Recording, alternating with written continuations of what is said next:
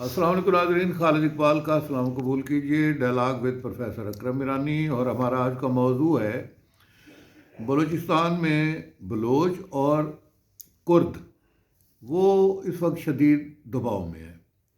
تو سوال یہ پیدا ہوتا ہے کہ کیا بلوچ اور کرد یہ کہیں دشمنوں کے ساتھ تو نہیں کوئی مل جائیں گے، اور اس کے کیا اثرات مرتب ہوں گے؟ جی سر۔ ڈاکٹر صاحب دیکھیے، ہم یہ سارے ہمارا خطہ جو ہے ٹرکی سے لے کے پاکستان تک یہ بلوچ ایریا رہتا ہے۔ کرد بھی اپنے آپ کو بلوچ ہی آپ کو معلوم ہے، ہمارے ہاں بلوچستان میں بھی کرد ہیں۔ علی احمد کرد کو تو ہر کوئی جانتا ہے، بالکل نامور وکیل ہیں، بہت ہمارے نامور۔ تو مسئلہ یہ ہے کہ جو شام میں کرد ہیں اور کافی کردوں کی آبادی ہے ٹرکی میں، جی، تو ٹرکی کے ساتھ ان کا کلیش رہتا ہے۔ وہ چاہتے ہیں ہمیں اٹانومی ملے، جی، ٹرکی ان کو اکاموڈیٹ کرنے کے لیے تیار نہیں ہے۔ اسی طرح عراق میں بھی اب شام میں وہ وہاں آ گئی ہے جولیانی صاحب کی حکومت، جو بڑی پہلے تو ٹیررسٹ ہوتے تھے، اب وہ طالبان کی طرح وہ بھی امریکہ کے پسندیدہ اور نیک ہو گئے ہیں۔ تو وہ بھی اب کردوں کے اوپر حملہ آور ہو رہی ہے، فوج شام کی جو نئی حکومت بنی ہے۔ اسی طرح عراق میں کردوں کی بڑی آبادی ہے، وہاں تو شکر ہے کچھ بہتر حالات ہیں ان کے۔ ایران میں بھی جو اب تبدیلی کا پروسیس ہو رہا تھا، یا جو عوام اٹھ کھڑے ہوئے ہیں، چونکہ کرد سنی ہیں، وہ بھی بہت اٹھے ہوئے تھے، وہ بھی خلاف تھے ایرانی حکومت کے، چونکہ ایرانی حکومت بھی تو بڑی پرانی بیٹھی ہوئی ہے، اور کرد ہوں یا عرب ہوں یا آذری ہوں، ان کے اوپر کافی دباؤ رہتا ہے۔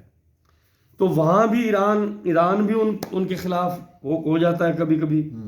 اب پاکستان میں تو بلوچستان میں ویسے بھی شورش ہے۔ جی، اب ہم ان خطے کے ممالک سے یہ کہتے ہیں، وہ ٹرکی ہو، وہ شام ہو، عراق ہو، ایران ہو، پاکستان ہو، کہ آپ مل بیٹھیں، یہ اتنی بڑی آبادی ہے، اتنا بڑا علاقہ ہے ان کا، آپ ان کے ساتھ کوئی اچھی نیگوسیشن کریں اور کوئی ایک ایسی ڈیل ان کے ساتھ بنائیں تاکہ وہ آپ کے ملک میں وہ بھی پرامن رہ سکیں، اور آپ کی ریاستوں کا جو ڈھانچہ ہے اس میں ان کو اچھی سپیس میسر ہو۔ آپ انہیں اپنا دشمن عرب ہیں تو وہ کہتے ہیں کہ یہ نان عرب ہیں، یہ عربی نہیں بولتے، یہ پیچھے سے نسلاً عرب نہیں ہیں، وہ ان کو چاہے عراقی ہوں یا چاہے شامی ہوں، وہ ان کے خلاف ہیں۔ جو ہیں ہمارے ٹرکش، وہ کہتے ہیں یہ ٹرکش نہیں ہیں، وہ بھی ایران ہیں تو وہ کہتے ہیں کہ جناب یہ سنی ہیں یا بلوچ ہیں۔ حالانکہ کسی زمانے میں سلطان صلاح الدین ایوبی نے، وہ کرد تھے، انہوں نے پرچم اٹھایا تھا مسلم امہ کا۔ اب پاکستان میں بھی بلوچ مشکل میں ہیں۔ جی، تو اب ہماری التجا یہ ہوگی ان سارے ممالک سے کہ برائے مہربانی آپ اس طرح نہ کریں، آپ انہیں اپنے ساتھ ملائیں اور اپنے ملک میں ان کے لیے سپیس کریٹ کریں اور ان کو اپنے سیاسی سسٹم میں جگہ فراہم کریں۔ ورنہ دیکھیے، اسرائیل، یو اے ای اور انڈیا کا جو الائنس ہے، وہ ان کے ساتھ اپنی مراسم کو بہت آگے بڑھا سکتا ہے، جس سے ان سارے ممالک کے لیے بڑا چیلنج پیدا ہوگا۔